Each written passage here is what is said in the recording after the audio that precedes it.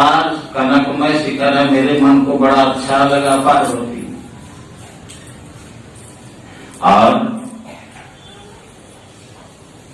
माया कृत गुण दोष अनेका, मोह मनोज आदि अविवेका। माया का किया हुआ दोष युक्त लक्षण क्या क्या? मोह मनोज, मोह अज्ञान को कहते हैं, आत्मज्ञान वीरता को कहते हैं। अब मनोज मन से जो उत्पन्न होता है उसको काम बोलते हैं। विषय वासना मन से उत्पन्न होता है, इसलिए इसका नाम मनोज है, काम। और अविवेक समूचे संसार में व्याप रहा है, लेकिन उस पहाड़ के पास नहीं जाता। तो बाहर संसार में ऐसा कोई स्थान है जहां माया का प्रभाव नहीं है? अरे चीनी से मिठाई बनती है, मिष्ठान बिना चीनी का हो सकता है क्या? जब चीनी से मिठाई बनती ही है तो मिठाई का कौन सा कण ऐसा होगा जिसमें चीनी का अंश नहीं होगा? जब माया से दुनिया बनी ही है तो कौन सा स्थान होगा जहां माया का प्रभाव नहीं होगा? कहेंगे मंदिर ऐसा हो सकता है, आश्रम ऐसा हो सकता है। नहीं नहीं, ये सब गलत बात है। मंदिर भी, आश्रम भी, जंगल भी सब माया के अंदर है। और मंदिर में मूर्ति जो देखते हैं भगवान की, तो खुद ही माया है। गो गोचर जहां लगी मन जाई, सो सब माया जानो भाई। राम भगवान ने कहा इंद्रियों को जो कुछ प्रत्यक्ष है, जो आंख से देखते हैं, कान से सुनते हैं, नाक से सुनते हैं, जीवा से रसास्वादन करते हैं, त्वचा से स्पर्श करते हैं, जिसका और मन जहां तक मनन कर लेता है सब माया है। तो मंदिर में मूर्ति सांप से देखते हैं कि नहीं देखते हैं? राम भगवान थर्मामीटर दिए हैं रामायण में। गो गोचर जहां लगी मन जाई, सो सब माया। मनियारपुर में एक सत्संगी गए, पूज्य बादशाही स्वामी जी महाराज से बोलने की, बाबा बहुत उलझन, बहुत उलझन। वो बेचारे घर की उलझन से उब करके बाबा के दर्शन के लिए वहां गए थे। जाके बोले बाबा बहुत उलझन, बहुत उलझन। बाबा ने कहा होगा ही उलझन, मैं सब कुछ छोड़ के आश्रम चला आया हूँ, यहाँ भी उलझन है, और आप तो घर ही में रहते हैं, उलझन होगा ही। अब देखिए बाबा कहते हैं मैं आश्रम आ गया हूँ सब कुछ छोड़ के, यहाँ भी उलझन है, और आप तो घर ही में रहते, उलझन तो होना स्वाभाविक है।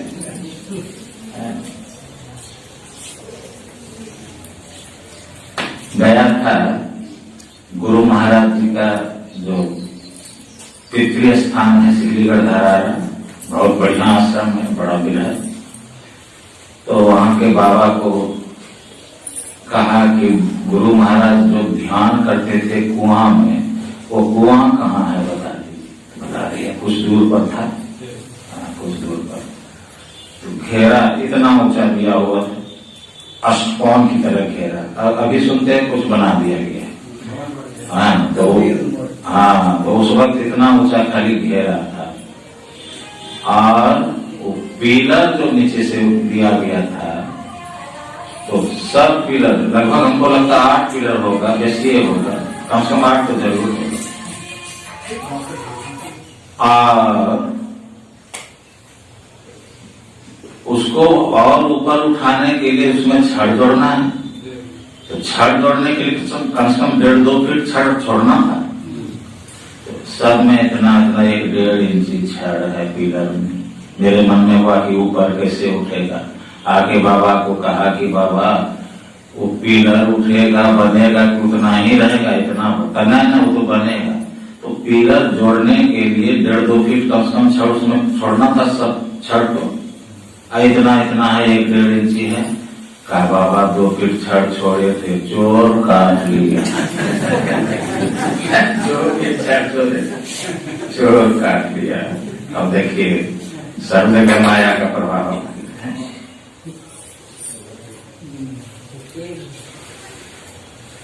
इन 2 कारणों से एक कारण कि भूगोल पुस्तक में नीलगिरी की चर्चा नहीं है, दूसरा कारण बाहर संसार में कोई भी ऐसा स्थान नहीं हो सकता जहां माया का प्रभाव नहीं हो। इन दो कारणों से नीलगिरी अत्यंत रहस्यमयी मालूम पड़ती है।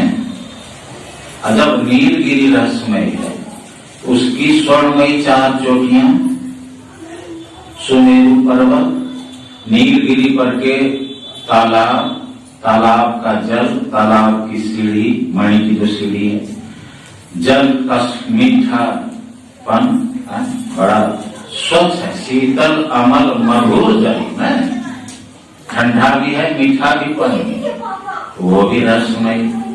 और उस जल में जो जलज हैं, अनेकों रंग के अनेकों कमल खिले हुए हैं, सब रहस्यमय। हंसों का कलरव, भौरों का गुंजार, सब रहस्यमयी है। एक सत्संग में सुनाया था, समस्त संसार के भूगोल पुस्तक में कहीं भी नीलगिरी की चर्चा नहीं है। तो एक साधु बाबा अपने संत मत के ही थे, अब शरीर छूट गया, जमालपुर कारखाना रेलवे में नौकरी करते थे, तो रिटायर कर गए थे, साधु बन गए थे। सही में वो बोले कि दो बार संपूर्ण भारत मैंने भ्रमण किया, वो तो रेलवे का पास मिलता था। अब कैसे आपने कह दिया, सत्संग के बाद मेरे पास गए थे कोठरी में करने के लिए कि कहीं भी नीलगिरी नहीं है। उटकमंड स्टेशन उतर के, चेन्नई के पास है ना, उटकमंड स्टेशन उतर करके नीलगिरी पर जाया जाता है। अब बहुत बड़ा शहर बसा हुआ है नीलगिरी। तो मैंने कहा कि कोई पहाड़ हो, नाम रख दिया नीलगिरी, तो क्या वही नीलगिरी है जिसकी चर्चा मानस में है? अगर वही नीलगिरी है तो उसमें 4 चोटियां सोने की है, स्वर्णमयी, तासु कनकमय शिखर सोहाए। और उसके दक्षिण दिशा में सुमेरु पर्वत है क्या? मानस में क्या है? शिव जी क्या कह रहे हैं?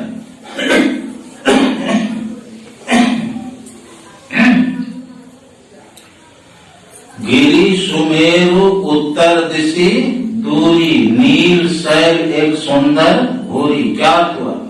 सुमेरु पर्वत की उत्तर दिशा में कुछ दूर पर एक बड़ा सुंदर नील पर्वत।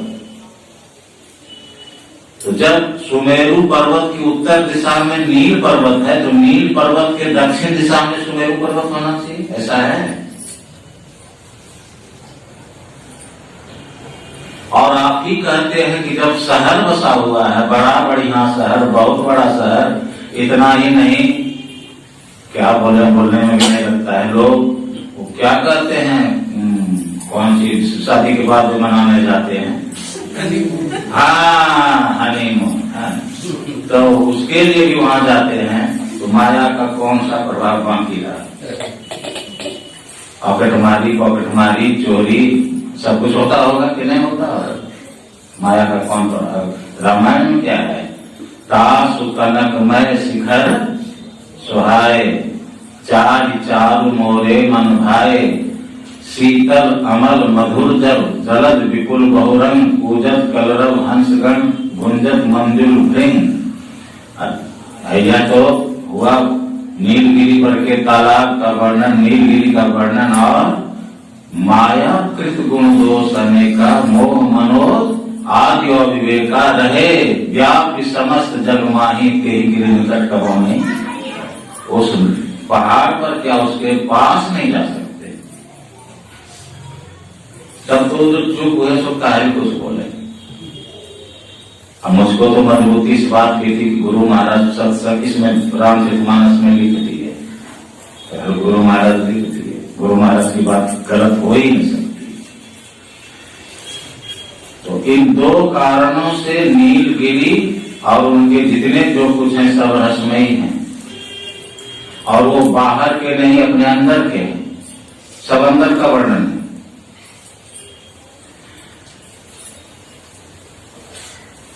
तीसरी बात यही,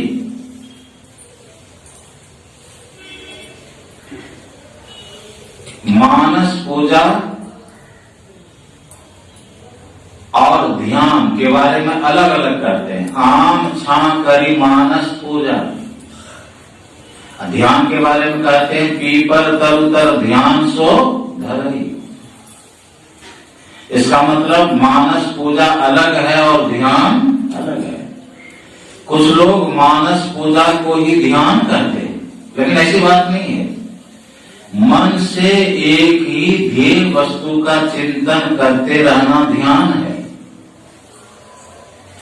मन से एक ही ध्येय वस्तु का चिंतन करते रहना ध्यान है। और मानस पूजा में तो मन से इष्ट को रचो और मन से पूजा की सामग्री रचो और उसको चढ़ाओ। दोनों दो चीज, दोनों दो बात है। सज्जनों,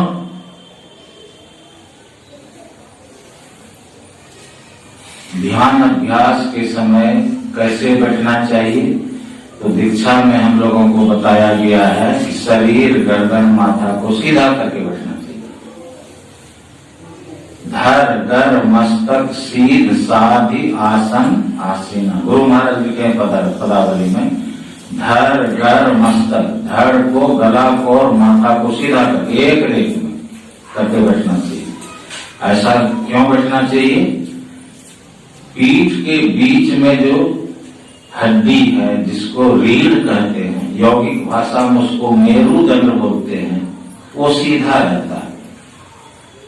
शरीर, गर्दन, माथा को सीधा करके बैठने से मेरुदंड सीधा रहता है। अब मेरुदंड जब सीधा रहता है तो मन की चंचलता कमती है। मन की चंचलता कमती है तो सांस प्रश्वास की गति धीमी। पहले तो मेरुदंड सीधा रहने से सांस प्रश्वास की गति धीमी होती है। सांस प्रश्वास की गति धीमी होती है तो मन की चंचलता कमती है। मन की चंचलता कमती है तो जब ध्यान में मन लगता है। इसीलिए मेरुदंड के सीधा करके बैठो, जिससे सांस प्रश्वास लेना छोड़ना धीमा पड़े, तब मन की चंचलता कमेगी, तब मानस जप, मानस ध्यान में मन लगेगा। झुक के बैठने नहीं कहा गया। तो उस मेरुदंड के भीतर एक सीधी खड़ी रेखा रूप एक धार है, एक शक्ति है, जिससे पिंड के 5 चक्र अवलंबित हैं। बुधा चक्र, लिंग चक्र, नाभि चक्र, हृदय चक्र और कर्ण चक्र। इस मेरुदंड को ही सुमेरु पर्वत कहा गया। शिव जी अपनी पत्नी से अध्यात्म की चर्चा कर रहे हैं, गप कर रहे हैं, सो सब बात नहीं, कुछ से कुछ कहा न सो बात। हाँ, एक बहुत बड़े रामायणी आए थे समस्तीपुर जिला में, गांव का नाम क्या था, बहुत खर्चा करवाते थे। उनसे एक संत मत के प्रचारक जो सदगृहस्थ ही थे,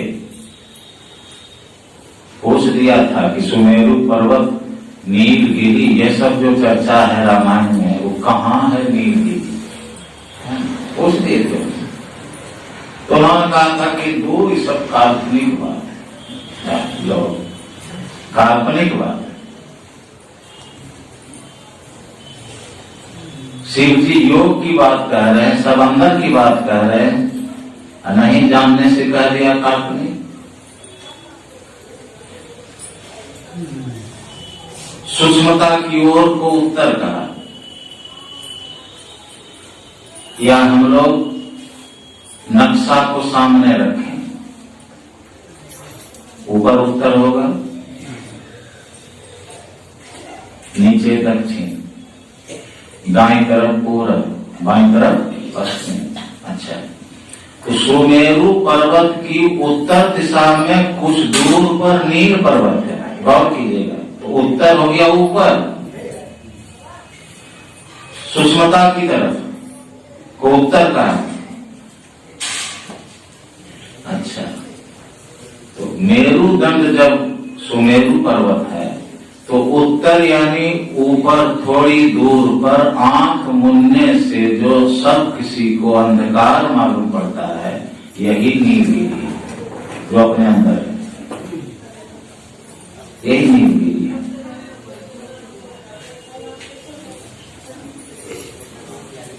तुलसी साहब ने कहा, समशील लील अपील पेले, खेल खुली खुली लखी पड़े। सम मन बराबर, शील मन पत्थर, लील मन नीला। यह अंधकार जो नीला पत्थर की तरह है, कठिनता से छिदने योग्य है, अपील है। और अगर कोई इसको पेले, दृष्टि योग से पेलना होगा, तब अंदर के खेल खुल खुल कर दिखाई पड़ने लगेंगे।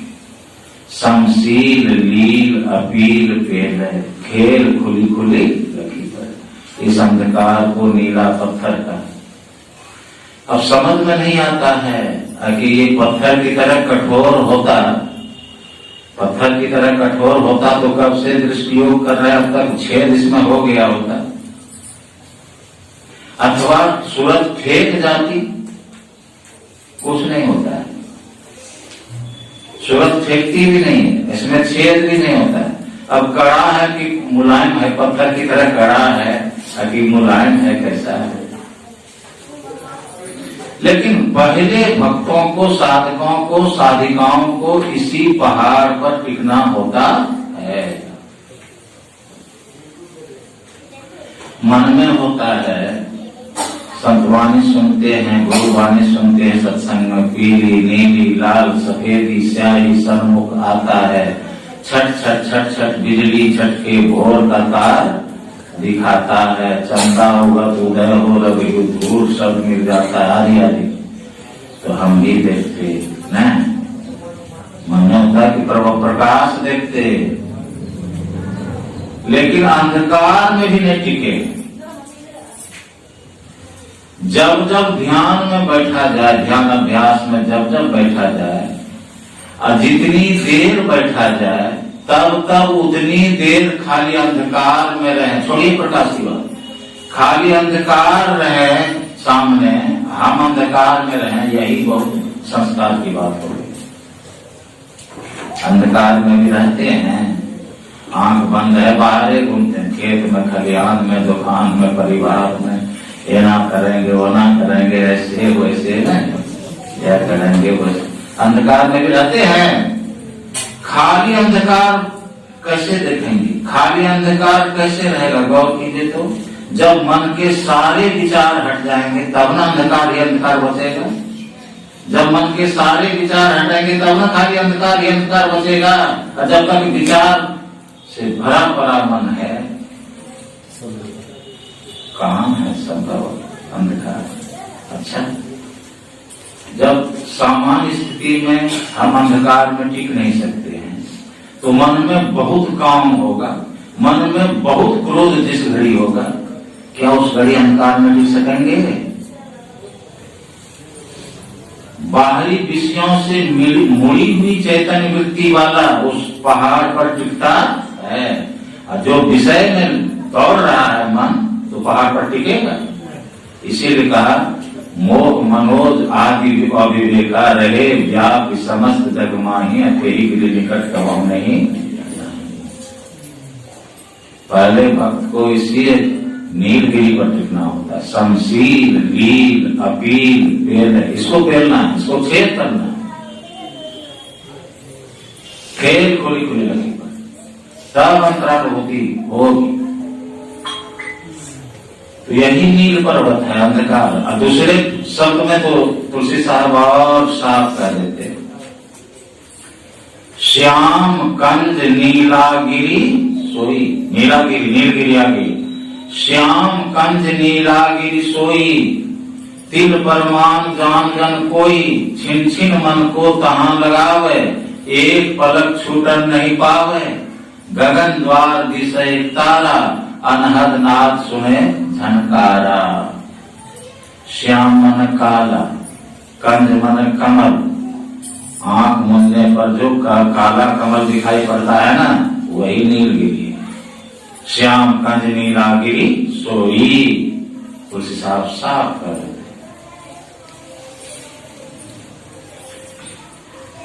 अब इसकी 4 चोटियां स्वर्णमयी हैं। पहली चोटी सुबुद्धि है, पहला शिखर सुबुद्धि।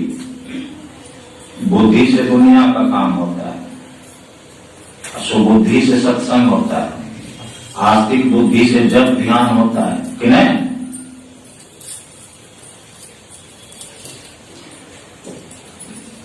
बुद्धि चमकीली क्यों है? जहां बनी है वहां प्रकाश ही प्रकाश है। परमपिता परमात्मा की मौत से पहले चेतन बना, चेतन प्रकृति बनी। उसके बाद साम्यावस्था धारणी जड़ात्मिका मूल प्रकृति बनी, जिसको महाकारण कहते हैं। और उसके नीचे कारण मंडल बना। कारण में पहले निरंतरी सृष्टि में समय और स्थान बना, टाइम एंड स्पेस। और सेंद्रीय सृष्टि में मन, बुद्धि, चित्त और अहंकार, ये चतुष्ट अंतःकरण बने। कारण के नीचे सूक्ष्म है, जिसको प्रकाश का लोक कहते हैं। और उसके नीचे स्थूल है, जिस जो अंधकार का लोक है। आंख मन के प्रत्यक्ष देखते हैं, स्थूल में अंधार है, सूक्ष्म में प्रकाश है, कारण में शब्द है। कारण महाकारण में अनेकों प्रकार के शब्द, अनहद शब्द हैं। चेतन में एक ही एक ओम ब्रह्म सार शब्द है।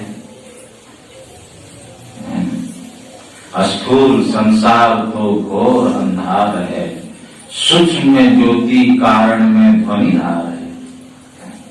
तो कारण में मन बना है, याद कीजिए, कारण में मन बना है, कारण में बुद्धि बनी है, जहां सूक्ष्म से ज्यादा ही प्रकाश है। लेकिन उस कारण को सब मंडल क्यों कहते हैं? इतना शब्द होता है कि उस शब्द के मिठास के सामने प्रकाश गौण हो जाता है। इसलिए सूक्ष्म जगत को ही प्रकाश मंडल कहते हैं और कारण जगत को सब मंडल कहते हैं। जैसे अभी प्रकाश भी हो रहा है और मैं शब्द कर रहा हूं, आप प्रकाश में होते हुए भी क्या प्रकाश का ख्याल कर रहे हैं? मैं जो शब्द बोल रहा हूं उसी पर ख्याल है। प्रकाश में आप हैं, लेकिन प्रकाश आपके लिए गौण है। आपने महत्व दिया है शब्द का, कि नहीं? शब्द की प्रधानता। कारण में प्रकाश मंडल से ज्यादा प्रकाश है, वहां बुद्धि बनी है तो चमकीली क्यों नहीं होगी? वहां मन बना है तो क्यों नहीं मन चमकीला होगा? नानक साहब ने कहा, मन मह ज्योति, ज्योति मही मनुआ, पंच मिले गुरु भाई। अरे मन में प्रकाश सही है, लेकिन मन अंधकार में आके फंस गया। अब क्या ध्यान करना है? तो ध्यान करना यह है कि मन को फिर से प्रकाश में कर दो।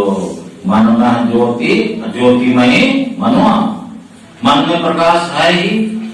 अब प्रकाश में मन करो तो 5 गुरु भाई तुमको मिलेगा, वही 5 केंद्रीय शब्द। बस्ती हैं 5 9 होते हैं, सुनिए एक को प्रति एक पे चली जाए के निज नाम हो जाए, 5 मिले गुरु। तो सज्जनों, इसीलिए सुबुद्धि चमकीली है, जो एक चोटी है नहीं, और है ऐसे अंधकार में न है। कहा मन का फसाव कहाँ है? बुद्धि का फसाव कहाँ है? बना तो वहां, लेकिन फसाव तो यहाँ है। इसलिए नीलगिरी की चोटी एक क्या हो गई? सुबुद्धि, जो चमकीली है, स्वर्णमयी है। और इस पर एक रूपक की तरह इसको समझाया गया है, एक रूपक की तरह। सज्जनों, इस चोटी पर वेद, पुराण, शास्त्र रूप विशाल वट वृक्ष है, जिसकी छाया में काक भूषण हरि कथा सत्संग किया करते हैं।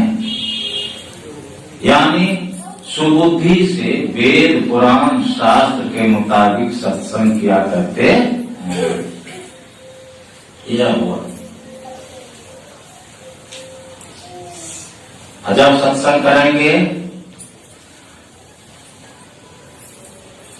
सुनते सुनते क्या होगा, इस सत्संग में लाभ बहुत है, तुरंत मिलावे गुरु से। दूसरा शिखर क्या है? सत्संग करते करते करते करते मन में होता है कि बिना भजन ध्यान किए, बिना गुरुमुख हुए जीवन निरर्थक बीत रहा है। गुरु से दीक्षा शिक्षा लेके भजन ध्यान करना चाहिए। तो हो गई पर आस्तिक, परम आस्तिक। भजन ध्यान करना चाहिए, परम आस्तिक बुद्धि हो गई। कुबुद्धि से क्या क्या कर लेते हैं लोग, बुद्धि से दुनिया का काम करते हैं, सुबुद्धि से सत्संग, परम आस्तिक बुद्धि से जब ध्यान। दूसरा शिखर है परम आस्तिक बुद्धि। उस पर गुरु भेद का पाकड़ वृक्ष है, गाछ वृक्ष कुछ है नहीं, इसके माध्यम से समझाया गया है ना। परम आस्तिक बुद्धि शिखर है, दूसरा शिखर है। उस पर गुरु भेद का पाकड़ वृक्ष है, जिसकी छाया में काकभूषण क्या करते हैं, जग जग करते हैं। थोड़ा सावधान रहना पड़ेगा। गंभीर विषय बिंदु बाबा बहुत निहोरा करके यही कहिए, यही कहिए, पाठ करा दिए। मतलब हुआ कि गुरु से भेद जानकर आस्तिक बुद्धि से, परम आस्तिक बुद्धि से जप करना चाहिए। और काकभूषण यही करते थे। बिना गुरु के कौन सा मंत्र कैसे जपेंगे? जाप जग पाकड़ तर करई। तो जाप जग क्या? लकड़ी सुलगा के, आग सुलगा के, जौ घृत तिल के माध्यम से, साकल के माध्यम से काकभूषण मंत्रोच्चारण करते हुए हवन करते थे? नहीं। गीता में कह दिया भगवान ने, यज्ञों में मैं जप जगी हूं, है ना। जप करना एक प्रकार का यज्ञ है। और काकभूषण के कोई मनुष्य राजा थे, वो जौ तिल घी सब जुटा देते थे, अब आग सुलगा देते थे, वो हवन करते थे। सो सब बात वर्णन नहीं है, बल्कि जब वहां सत्संग होता था तो आवाज सुनाई अनेक जिनका पक्षी गणाते थे। शिव जी भी बोले कि हम भी गए थे न सत्संग में सुनने, तो हंस का रूप धारण करके। और वहां कहने वाले हैं पक्षी, सुनने वाले पक्षी हैं। तो न कहने वाला साधारण पक्षी है, न सुनने वाला साधारण पक्षी है। वही सुना अनेक व्यंगा। कहीं शिव जी चले जाते इसी मनुष्य रूप में, त्रिशूल ले ले, तो डर के मारे सब पक्षीगण भाग जाते कि त्रिशूल भोगिए देगा कि क्या भाग जाते कि नहीं। जहां पक्षीगण है त्रिशूल लेके पहुंचेंगे तो भड़क लिया जाएगा सब कुछ। हंस बन गए। कोई मनुष्य शिष्य थे उनके, राजा शिष्य थे उनके, सो सब वर्णन नहीं है। तो जाप जप करने का मतलब अति पावन गुरु मंत्र मन ही मन जाप जपो। गुरु से युक्ति जान के, परम आस्तिक बुद्धि से।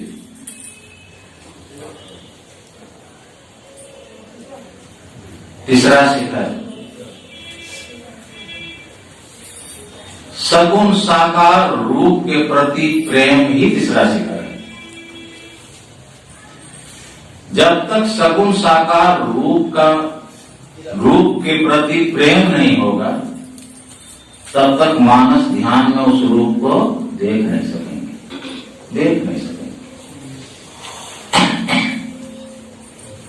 मानस पूजा कर रहे हैं ना,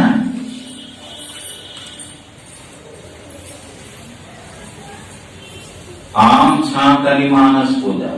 तो तीसरा शिखर है सगुण साकार रूप के प्रति प्रेम, जिस पर दृढ़ आशा का आम वृक्ष है। यानी दृढ़ आशा के साथ सगुण साकार रूप के प्रति प्रेम रखते हुए दृढ़ आशा के साथ मानस ध्यान करो तो दर्शन होगा। इन्हें करना चाहिए।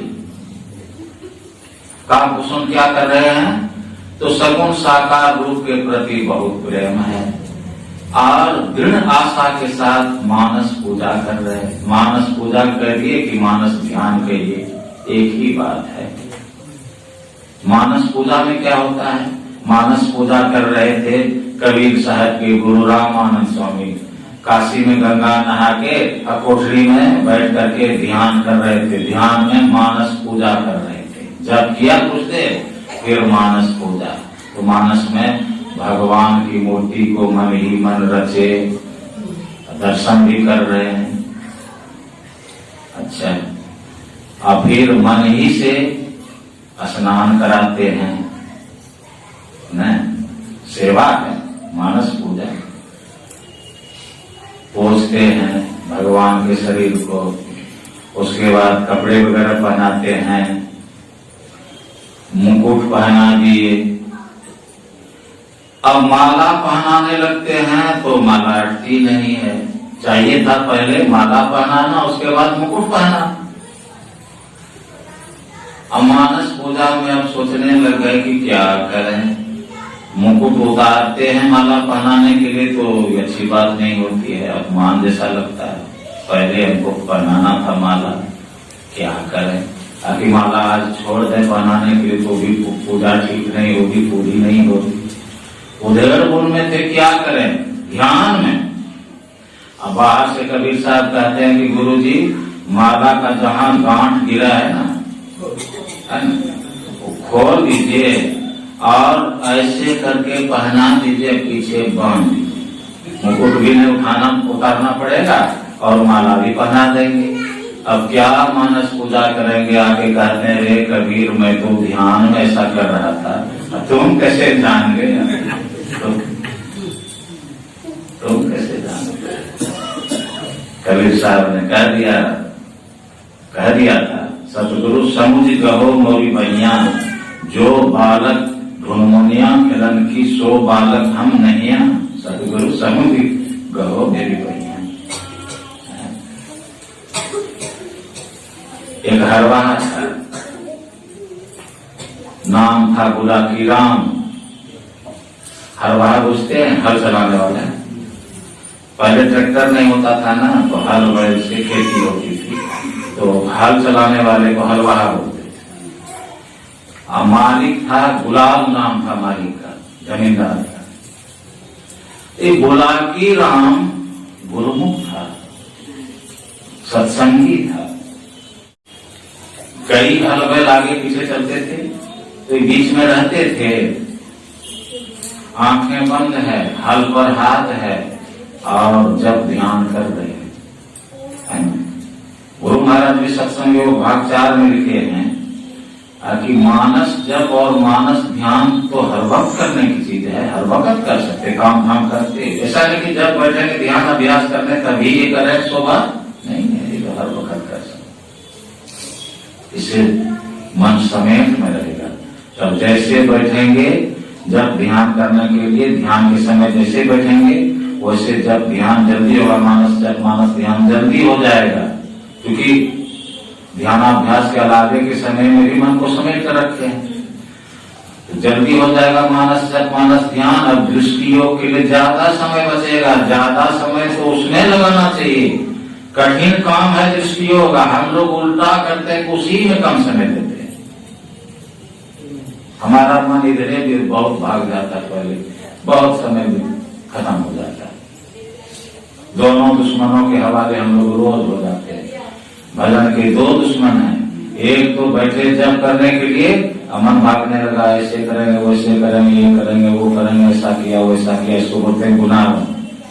तो एक दुश्मन हो गया गुनावन, जब छोड़ के गुनावन में फंस गया मन।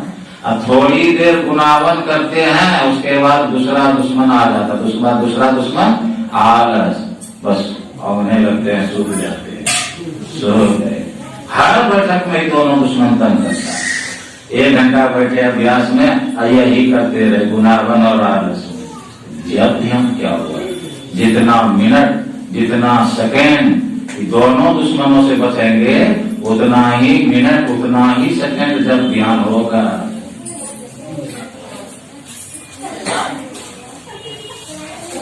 तो हलवाहों ने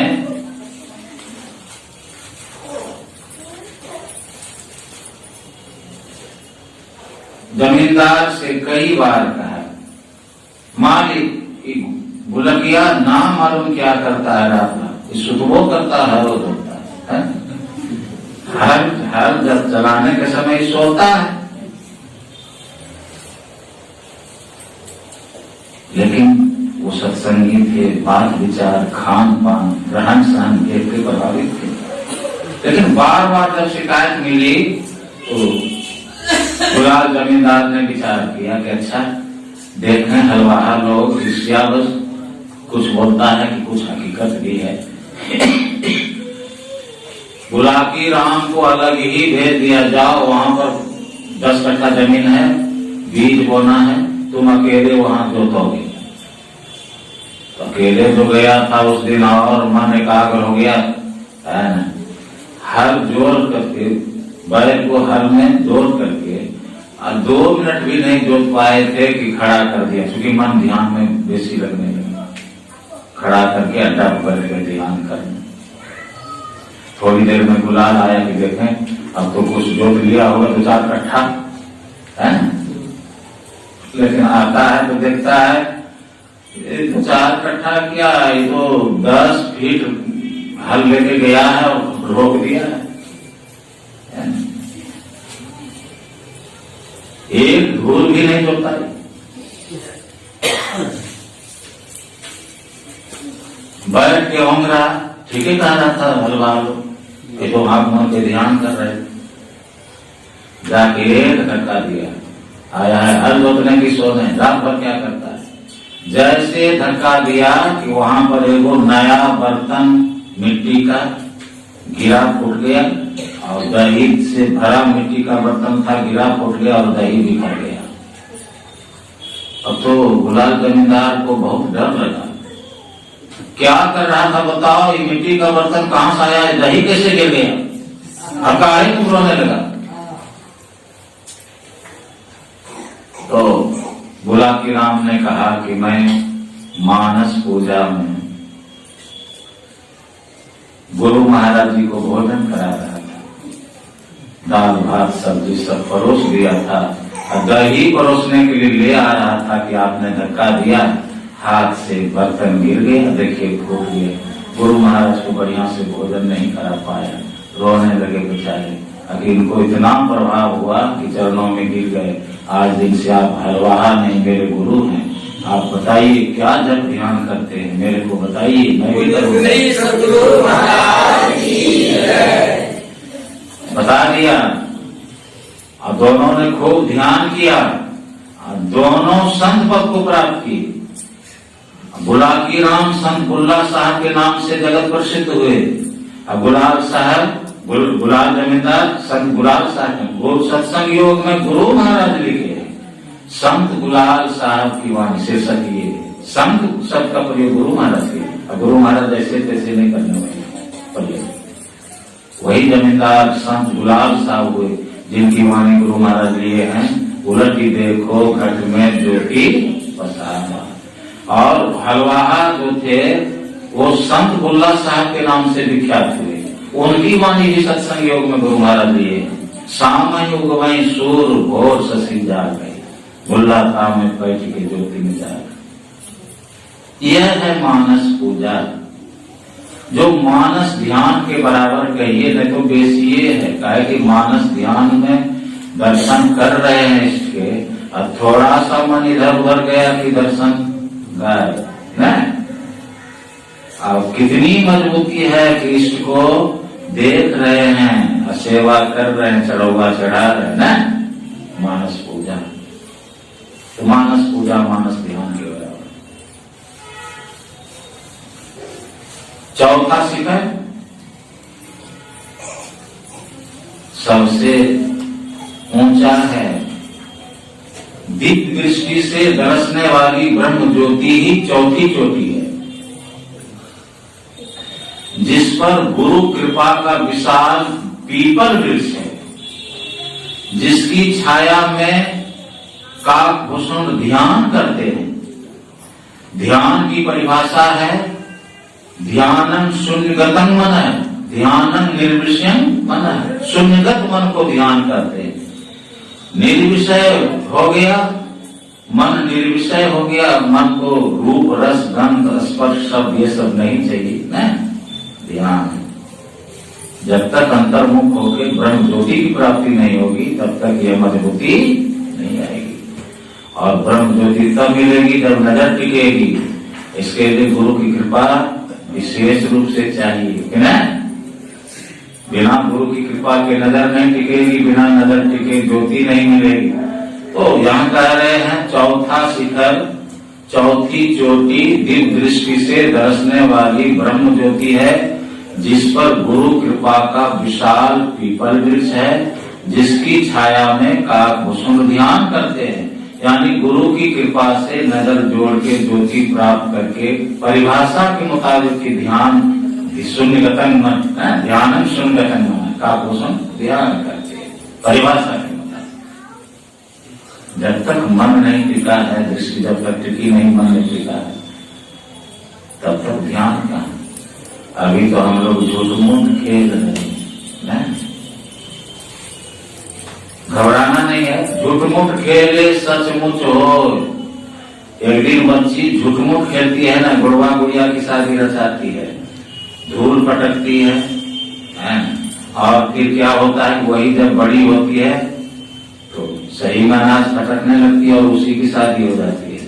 बचपन में बुढ़ा बुढ़ी को संभालती है, और जब बड़ी हो जाती, विवाह शादी हो जाता है, तो सही में वो बच्चा को संभालती है ना। झूठ मूठ खेलने से एक दिन सचमुच हो गया।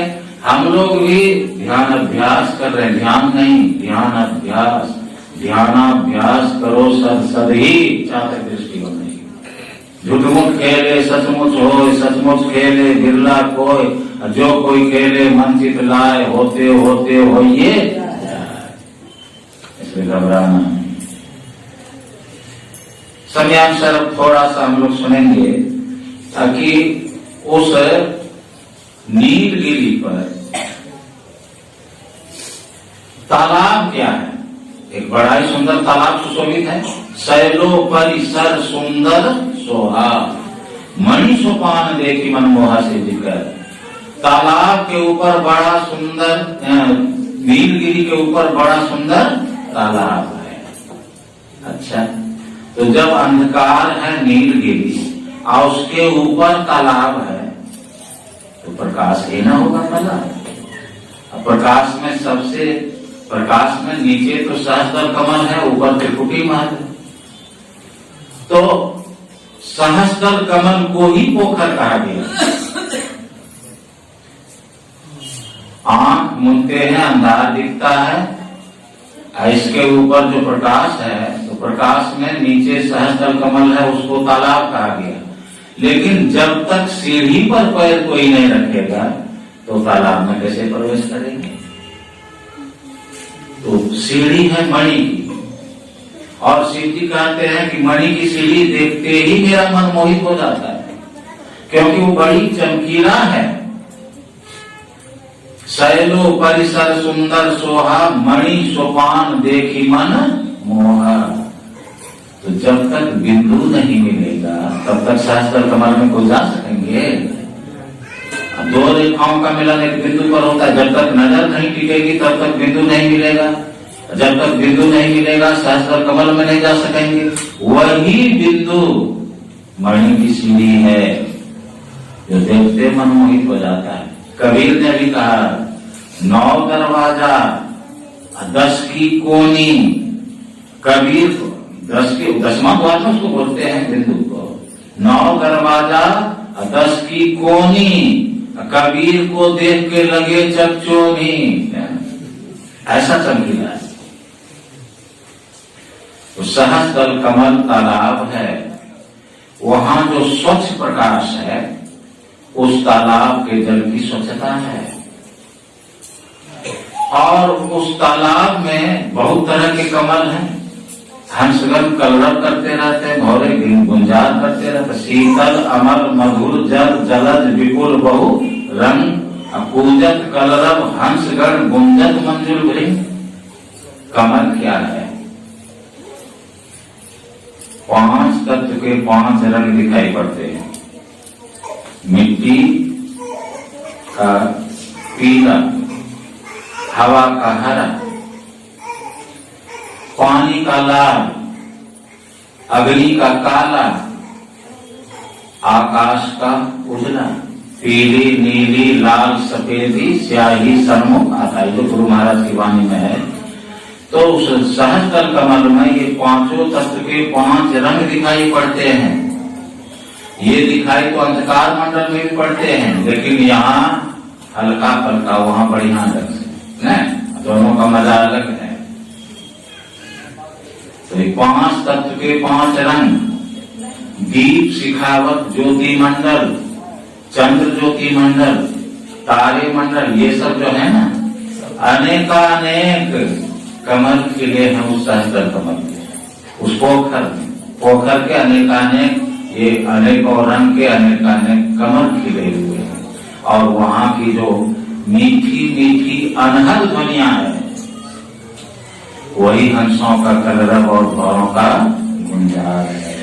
इसके बगैर परमात्मा तक नहीं जा सकेंगे और कल्याण नहीं होगा। इसी का प्रचार संतों ने किया। बिंदु ध्यान विधिनाथ ध्यान विधि सरल सरल लगने प्रचार। जब हम लोग पढ़ते हैं सुनते हैं तो इतना अच्छा लगता है, और जिस दिन प्रत्यक्ष हो जाएगा कितना अच्छा लगेगा। उसके लिए हम लोगों को कड़ी मेहनत करनी चाहिए। समय अनुसार यही सुनाया, समय ज्यादा ही हो गया। बोलिए प्रेम से श्री सद्गुरु